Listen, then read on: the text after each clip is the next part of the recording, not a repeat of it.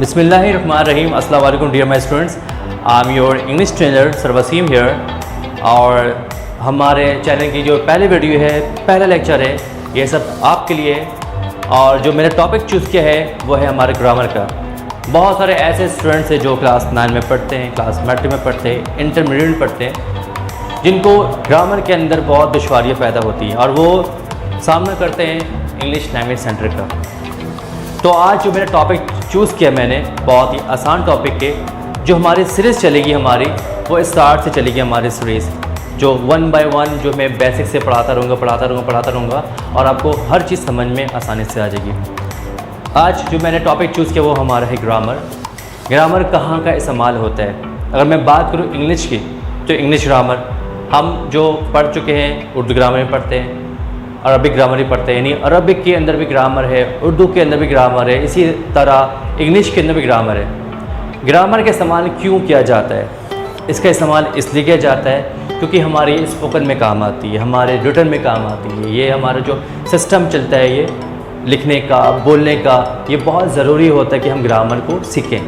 और इसका इस्तेमाल क्यों होता है वो आज मैं आपको बताऊँगा, आपको समझाऊँगा, बहुत आसान लफ्ज़ों में सिखाऊँगा और आपको समझ में आ जाएगा इंशाल्लाह। अब आते हैं हमारे डेफिनेशन में, आते हैं कि डेफिनेशन हमारा ये कहता है कि ग्रामर का डेफिनेशन ये कहता है कि rules and regulations of English is called grammar, यानी कि अंग्रेज़ी के कायदे कवानीन को क्या कहते हैं? ग्रामर कहते हैं। कैसे? क्या मतलब है इस बात का कि इंग्लिश के कायदे कवानीन को ग्रामर कहते हैं? क्या वजह है भाई कि ग्रामर का इस्तेमाल करते हैं? क्यों करते हैं? जाहिर सी बात है कि हम रूल्स को फॉलो नहीं करें तो हमें जाहिर सी बात है दुश्वारियाँ पैदा होती है। एक एग्जाम्पल मैं देता हूँ आपको कि हमारे पाकिस्तान के अंदर जो ट्रैफिक कवानीन है वो क्यों बनाई गई है? हमारी सेफ्टी के लिए बनाई गई है। सेफ्टी क्यों? जैसे कि हमारी जो 3 लाइन्स है, 3 जो हमारे जो सिग्नल लाइन्स होते हैं, सिग्नल जो बल्ब जैसे कहते हैं, रेड है, ब्लू है और ग्रीन है, ये क्यों किया गया है? हमारी सेफ्टी के लिए। कवानीन का मतलब क्या हुआ? जहाँ पे हमारे रेड जो सिग्नल जलते हैं तो उसका मतलब होता है रुक जाना। अगर हम नहीं रुकेंगे और हम गाड़ी को चला दें तो क्या होगा? हमें नुकसान होगा। यानी ये ट्रैफिक के जो कवानीन बनाए गए वो इसलिए बनाए गए हमें नुकसान ना हो। इसी तरह जो है हमारे ग्रामर का भी टॉपिक इसलिए लिए गए कि अगर हम ग्रामर को फॉलो करेंगे तो हम सही चलेंगे, यानी कि हमारा ग्रामर क्या होगा? ग्रामर के ट्रिक से चलेंगे, ग्रामर को फॉलो करेंगे तो हमारे मिस्टेक्स नहीं होंगे।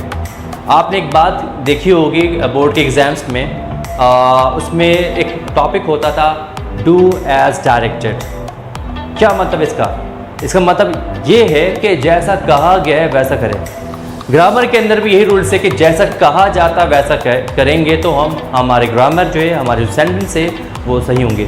अगर हम ग्रामर को फॉलो नहीं करेंगे तो हमारा क्या हो जाएगा? वो सेंटेंस या कुछ भी हम जो बनाएंगे वो क्या हो जाएगा? वो रॉन्ग हो जाएगा। तो आज हम चलते हैं पहले एग्जाम्पल की तरफ कि एग्जाम्पल क्या कहती है और चलते हैं इसकी तरफ। हमारे पहले एग्जाम्पल हमारे पास है आई स्पीक इंग्लिश, मैं इंग्लिश बोलता हूँ। ये जो सेंटेंस है वो किसका सेंटेंस है? ये प्रेजेंट इंडेफिनिट का सेंटेंस है, जिसका मतलब होता है कि मैं इंग्लिश बोलता हूँ। इसमें जो मैंने लिखा है सब्जेक्ट है और स्पीक की जो प्रेजेंट इंडेफिनिट में आती है, फर्स्ट फॉर्म आती है और इंग्लिश हमारे सामने ही है।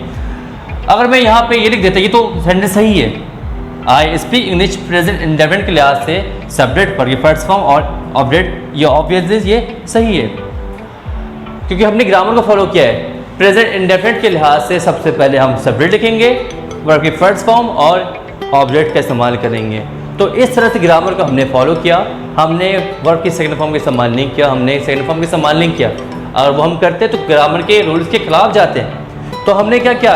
ग्रामर को फॉलो किया। तो इसका मतलब ये हुआ कि हमारी जो सेंटेंस वो करेक्ट है। उसके बाद हमारे पास दूसरी एग्जाम्पल हमारे पास है आई am speak English.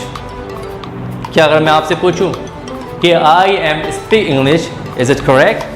No, not at all, बिल्कुल भी सही नहीं है, क्योंकि ग्रामर के रूल्स के लिहाज से प्रेजेंट इंडेफिनिट के अंदर हम सबसे पहले सब्जेक्ट का इस्तेमाल करेंगे, उसके बाद वर्ब की फर्स्ट फॉर्म का इस्तेमाल करेंगे, देन ऑब्जेक्ट का इस्तेमाल करेंगे। लेकिन यहाँ पे क्या इस्तेमाल कर रहे हैं हम? आई एम स्पीक इंग्लिश। रूल्स के खिलाफ है ये।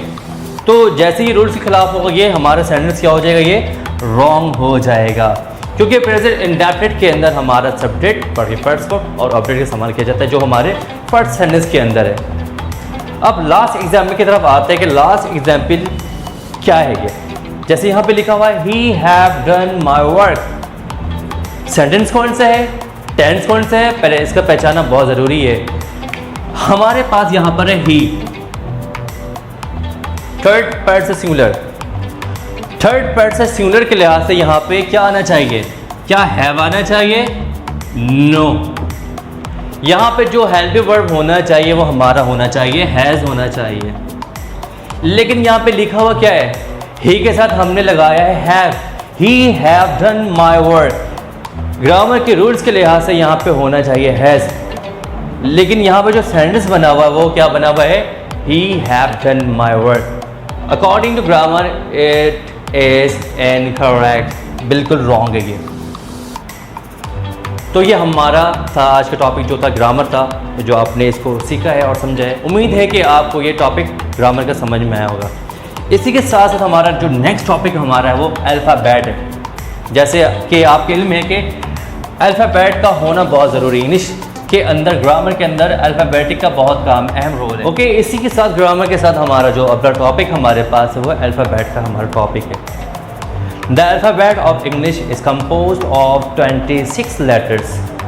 यानी कि इंग्लिश के अंदर जो अल्फ़ाबेट होते हैं वो कितने अल्फ़ाबेट होते हैं हमारे, 26 अल्फ़ाबेट होते हैं जो कि लेटर्स कहलाते हैं। लेटर्स कौन कौन से होते हैं, ABCDEFG सो ऑन जो है जेड तक जो होते हैं हमारे अल्फ़ाबेट होते हैं।